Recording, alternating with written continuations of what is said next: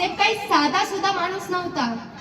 अहो, औरंगजेब काही साधा सुद्धा माणूस नव्हता. गंगेपासून यमुनेपर्यंत त्याचं राज्य होतं. म्हणजे औरंगजेब मनभर आणि आपलं स्वराज्य कणभर. अवघे 6.5 जिल्ह्यापर्यंत आपलं स्वराज्य होतं. तरी पण छत्रपती शिवाजी महाराज थांबले नाही. त्यांनी हे हिंदवी स्वराज्य स्थापन केलं. कुणासाठी? तुमच्या आमच्यासाठी, रयतेसाठी, शेतकऱ्यांसाठी, कष्टकऱ्यांसाठी. एकदा औरंगजेबाने कुतुबशाही संपवण्यासाठी गोवाकुंच्या राजाशी हातमिळवणी केली. त्याच वेळी छत्रपती शिवाजी महाराज आले होते. मुघलशाही, आदिलशाही, निजामशाहीच्या उरावर स्वराज्य निर्माण करणारा राजा आलाय यासाठी गोवाकुंड वासियांनी गर्दी केली होती. ज्या राजाच्या शौर्याच्या पराक्रमाच्या नुसत्या कथाच ऐकल्या होत्या, साक्षात तो राजा आलाय.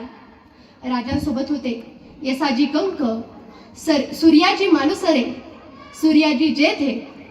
सर्वांचा हार तुरे देऊन स्वागत करण्यात आलं. सगळी महालात आली आणि कुतुबशाही महाराजांना आपला खजाना दाखवण्यास सुरुवात केली. महाराज, ही आमची अस्त्रशाळा, इथे अस्त्र बनवली जातात. महाराज, ही आमची अश्वशाळा, इथे जातिवंत अश्वांची पैदा केली जाते.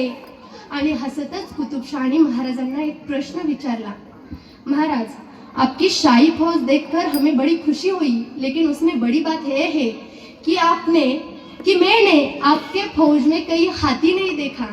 त्यावेळेस माझ्या राजानं उत्तर दिलं, माझ्या फौजेत हत्ती जरूर नाही, पण माझा एक एक मावळा हत्ती एवढ्या ताकदीचा आहे. काय? हत्ती एवढ्या ताकदीचा माणूस? हत्ती एवढ्या ताकदीचा मनुष्य असू शकत नाही. महाराज म्हणाले, जर तुम्हाला माझ्या मावळ्याची ताकद आजमायचीच असेल तर बघा, कोणताही एक मावळा निवडा. कुतुबशाने बोट दाखवत शेवटी येसाजी कंकवर बोट दाखवलं. क्या क्या ये सिपाही लड़ सकता है हमारे हत्ती के साथ?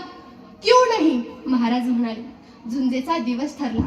येसाजी दिसायला साधा, चेहरा उन्हानं रापलेला, अंगात सदरा, पाठीला धार, अणवाणी पाय, ओठांवर रुबाबदार मिशा, गावठी भाषा पण आदबशीर भाषा, मर्दानी चाल आणि स्वराज्याचा बुलंद हौसला.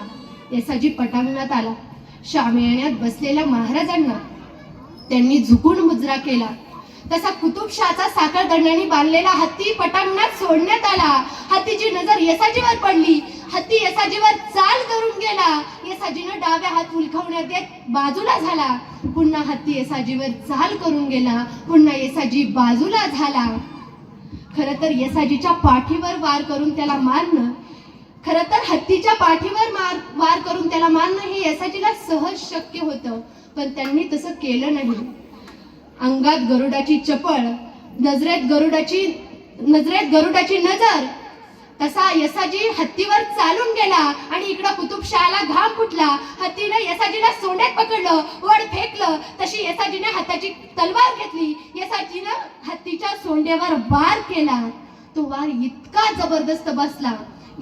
जबरदस्त बसला की हत्ती चीक चीक करत पळत सुटला आणि हत्ती गेला तो परत वापस आलाच नाही.